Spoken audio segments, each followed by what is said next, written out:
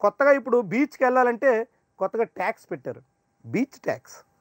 ఇప్పటికే రాష్ట్రంలో కొన్ని ముఖ్యమైన ఎంపిక చేసిన బీచ్‌ల్లో మేము ఎంట్రీ ఫీజు పెట్టబోతున్నాం అంటూ అధికారికంగా పర్యాటక శాఖ మంత్రి కూడా ప్రకటించారు.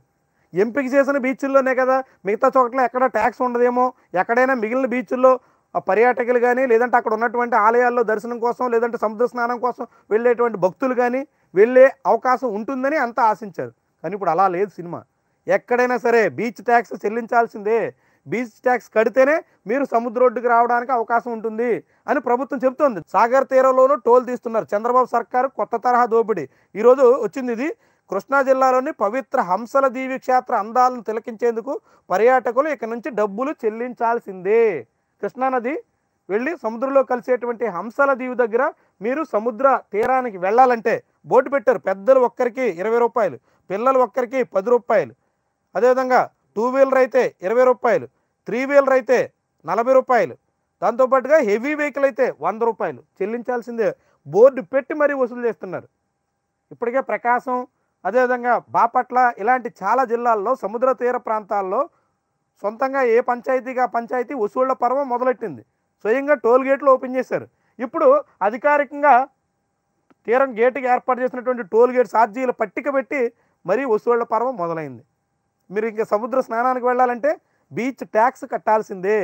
బీచ్ ట్యాక్స్ కట్టినటువంటి వాళ్ళకి మాత్రమే లోపలికి ఎంట్రీ. బీచ్ ట్యాక్స్ కట్టకుండా సముద్ర తీరం చూసేందుకు కూడా అవకాశం కల్పించడం లేదు.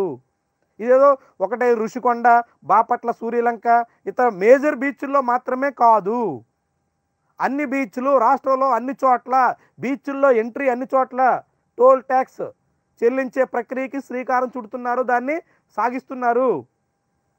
చూడండి మరి ఎక్కడ హంసల దీవి అంటే చాలా చిన్న ప్రాంతం, ఎక్కడో మారుమూల ఉంటుంది. అవనిగడ్డ నియోజకవర్గంలో మారుమూల ప్రాంతం. అక్కడ కూడా స్థానికులు కూడా బీచ్లోకి వెళ్ళాలంటే పిల్లలకు 10 రూపాయలు, పెద్దలకు 20 రూపాయలు అంతా చెల్లిస్తేనే బీచ్ చూసే అవకాశం. ఇది చంద్రబాబు ప్రభుత్వంలో సాగుతున్నటువంటి సంపద సృష్టి. ఇప్పటికే అటవీ మార్గం గుండా ప్రయాణిస్తే ఎంతెంత కట్టాలో ఇప్పటికే పవన్ కళ్యాణ్ ఒక రూల్ పెట్టేశారు. గోదావరిలో బోటు ఎంతెంత ట్యాక్స్ కట్టాలో పెట్టేశారు. ఇక బీచ్లో ట్యాక్స్, రేపు రోడ్డు ఎక్కితే ట్యాక్స్. ఇక అన్ని చోట్ల మీరు పన్నులు కట్టగలిగితేనే, పన్నులు చెల్లిస్తేనే, ట్యాక్సులు చెల్లించుకుంటేనే మీకు ఏదైనా చూడడానికి, ఎక్కడైనా ప్రయాణించడానికి, ఎందులోనైనా అడుగుపెట్టడానికి ఆస్కారం, అవకాశం ఉండబోతుంది. రోడ్డు మీద టోల్ ట్యాక్సులు పెట్టి రోడ్లన్నీ పీపీపీ పద్ధతిలో అప్పగించేసి వాళ్ళందరి దగ్గర టోల్ ఫీజు వసూలు చేయడానికి అనుమతి ఇవ్వబోతున్నట్టుగా ఇప్పటికే చంద్రబాబు చెప్పేస్తున్నారు.